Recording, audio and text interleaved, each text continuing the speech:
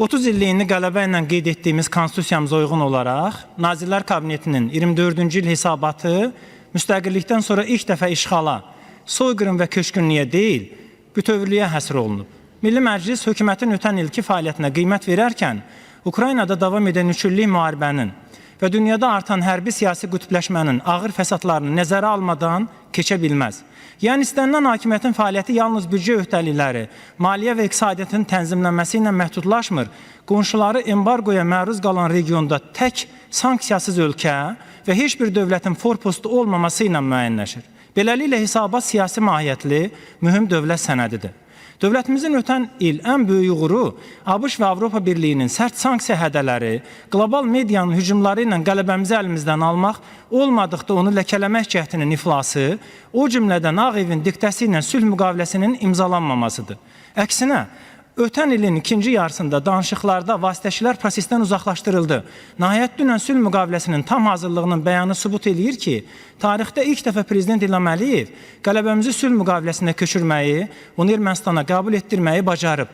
Dünya dövlətlərinin müsbət reaksiyası, Türkiyənin sazişi alqışlaması tarixi dəyişikliklərdən xəbər verir. Anlaşma harada imzalansa belə tarixə Əliyevin zəfər müqaviləsi tək düşəcək. Hesabatda ilk növbədə ötən ildə təhlükəsizliyimizin təmin olunması bir nömrəli məsələdir. Ordumuz müharibədən əvvəlki dövrdən də daha güclüdür və təkcə ərazilərimizdə deyil, müttəfiqlərlə birgə xarici məkanlarda da hərbi əməliyyatlar aparmaq iqtidarındadır.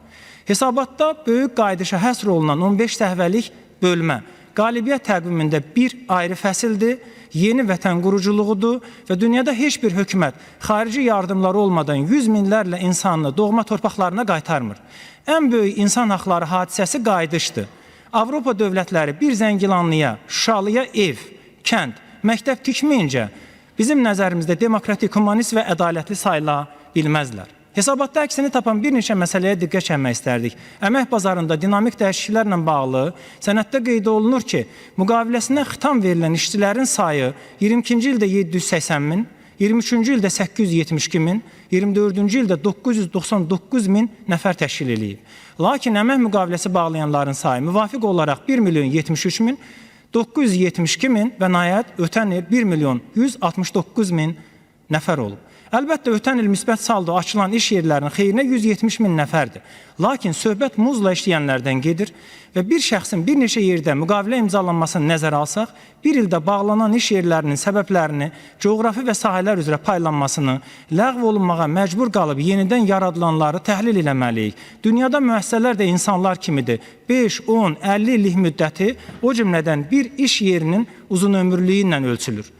Neft hasilatının azalmasının qarşısını almaq üçün Prezidentin tapşırığı ilə, baş nazirin rəhbərliyi ilə keçirilən müşavirələr böyük nikbinlik yaradır. İndi dünya enerji bazarında qiymətlər tədricən düşür. Ötən il neft gəlirlərimiz 1,65 milyard dollar azalıb, lakin qazın hasilatı və ixracı itkiləri müəyyən qədər qarşılayır. Digər tərəfdən, əsas strateji sərvətimizi emal edən zavodda 5 martda baş verən yanğının üzə çıxardığı vəziyyət narahatlıq doğurur. Söhbət ildə 6 milyon tona yaxın neftin emalından və daxildə sənayedə vətəndaşlar tərəfindən istehlakından gedir. Dövlət təhlükəsizlik orqanlarının hərtərəfli araşdırmaları belə bir inamı yaradır ki, hökumət neft sektorundakı prosesləri tam nəzarətdə saxlayır. Sənəddə sənaye məhsulunun 83%-nin Bakıda istehsal olunduğu qeyd olunub. Başa düşüləndir. Söhbət neftin 278 illik hökmranlığından gedir. Sənayenin coğrafiyasını bölgələrə dəyişməsək, əhalinin paytaxtın əmək, mənzil və nəqliyyat sferasında sıxlığı azalmayacaq. Hesabat zamanı kommunal tariflərdən bəhs olunarkən bir məqam həmişə unudulur. Əlbəttə, mənzil fondunun yenilənməsi alqışa layiqdir. Lakin tikinti şirkətləri vətəndaşları ömürlük kirayəçiyə çeviriblər. Qanuna görə tikilən binalar istismara qəbul olunur, çıxarışlara alınır, sonra 6 ay ərzində mənzil mülkiyyətçilərinin müştərək cəmiyyəti yaradılır və rəsmən qeydiyyatdan keçərək binaların idarəetmə strukturu və ödənişlərin miqdarı müəyyənləşir.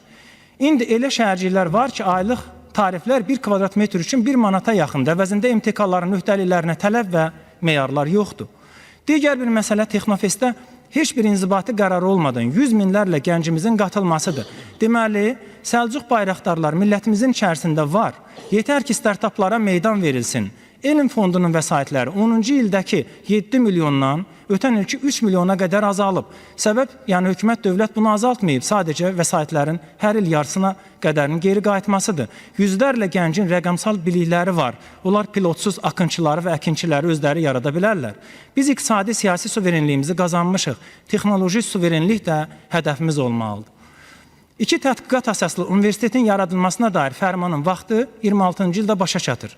OECD ölkələrində əhalinin 1000 nəfərinə düşən alim və tədqiqatçıların sayı ondan yuxarı olduqda ölkə inkişaf etmiş sayılır. Sual sadədir. Hökumət ixtisaslı kadrları haradan alır?